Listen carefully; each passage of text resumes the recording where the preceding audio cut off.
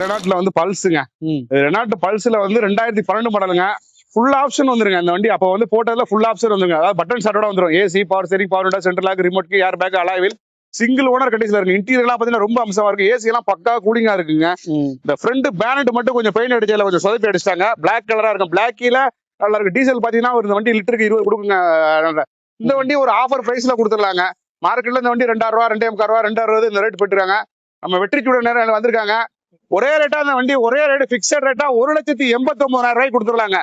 2012 single owner diesel வண்டி, button start, AC, power steering, power window, central lock, remote, airbag, alloy wheel, full option வந்துடும்.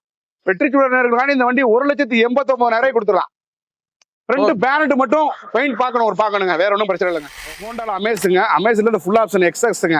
இது AC, power steering, power window, central lock எல்லாமே வந்துருங்க. வண்டி dual ஏர் பேக்கோட வந்துருங்க. டீசல் வேரியன்ட்டுங்க. மெயினாக சொல்ல போனால் இன்டீரியராக பார்த்தீங்கன்னா ரொம்ப குவாலிட்டியாக இருக்கும்.